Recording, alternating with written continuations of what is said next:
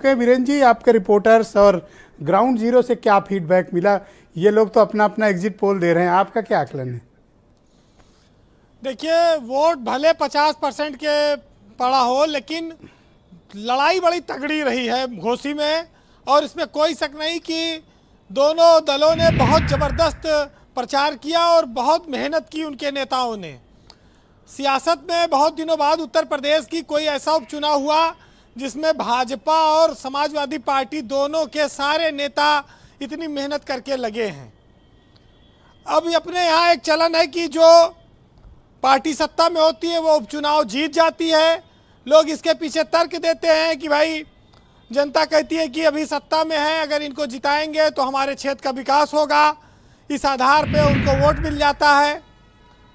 लेकिन हर कोई जानता है कि उपचुनाव कैसे जीता जाता है। वैसे जिसका वक्त साथ देता है उसका कौवा भी लोगों को मोर नज़र आता है।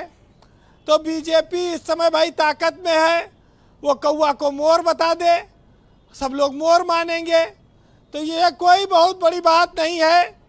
लेकिन जिस तरह से घोसी में बीजेपी को इतनी मेहनत करनी पड़ी वो उनके कैंडिडेट की वजह से करनी पड़ी। मुख्यमंत्री को भी सभा करनी पड़ी, दोनों डिप्टी सीएम वहाँ डटे रहे, ब्रजेश पाठक, केशव मौर्य। अरविंद शर्मा तो पूरे चुनाव भर वहीं रहे, लौटे ही नहीं ऊर्जा मंत्री। लोगों के लिए प्रतिष्ठा का बना रहा माहौल। और सबसे बड़ा सवाल ओम प्रकाश राजभर के लिए रहा। बीजेपी से नई नई दोस्ती हुई, एनडीए के मेंबर बने, प्रधानमंत्री ने उनको काफ़ी सम्मान किया। अब उनको ये चुनाव जीत के देना था।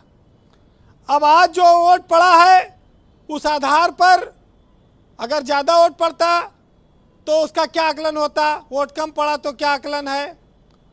ब्रजेश जी, वोट तो 50% पड़ा और पड़ सकता था, लेकिन इतनी जांच पड़ताल हो गई कि जो आए वो भाग गए डर के मारा, कौन बवाल मोल ले, पीछे से लाठी न गिर जाए कहीं। तो लोकतंत्र में चुनाव तो जनता के मैंडेट के लिए होता है, लेकिन उपचुनाव में पुलिस की लाठी की बड़ी अहमियत होती है। उपचुनाव तो पुलिस अपने लाठी मार के जिता देती है। बहुत सारी बातें ऐसी आती है, लोग देखते हैं। अब मेहनत तो सारे दल कर रहे हैं। घोसी का उपचुनाव ये बताता है कि विपक्ष एकजुट हो गया है। बीजेपी के लिए आने वाले समय में और चुनौतियां कठिन होंगी। परिणाम चाहे जो आए, चाहे जो जीते हारे, लेकिन ये जरूर है कि दोनों दावा करते हैं, 2 विधायक तो जीतेंगे नहीं। जीतेगा तो कोई एक ही विधायक बनेगा, ये बात सही है।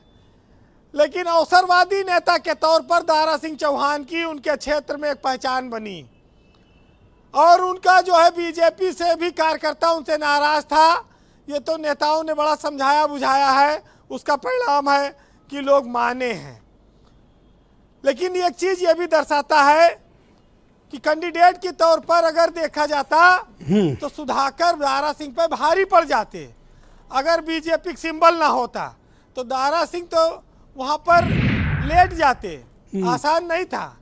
अब वो लड़े हैं, बढ़िया लड़े हैं। तो ये 50% वोट क्यों पड़ा, पहली बात ये, और दूसरा मुसलमानों के वोट और दलितों का वोट का मुद्दा क्यों उठ रहा है?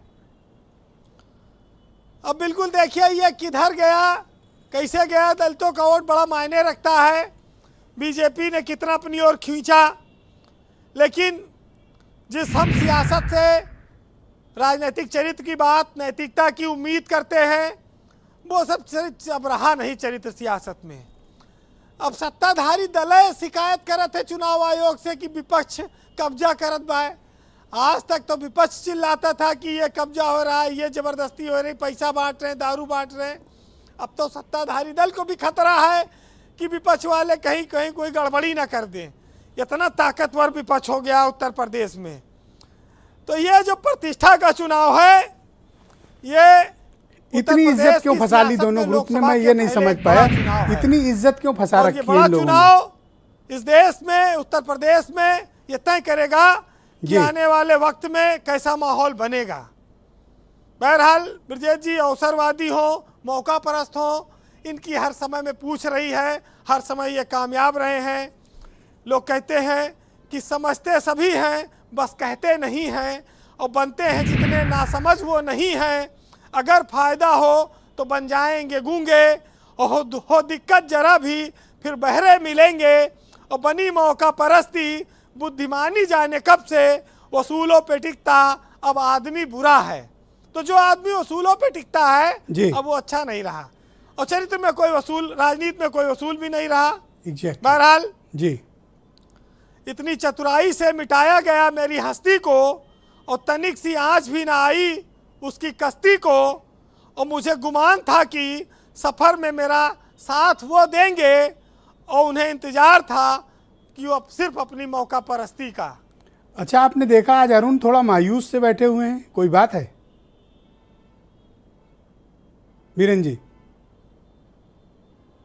लग रहा है बीरेन जी तक मेरी आवाज़ पहुंच नहीं रही है। ओके, बहुत शुक्रिया बीरेन जी, आपका बहुत बहुत धन्यवाद ग्राउंड जीरो से अपने इनपुट और फीडबैक हमें उपलब्ध कराने के लिए। उमाशंकर पांडे उत्तर प्रदेश में कांग्रेस कमेटी के प्रवक्ता हैं।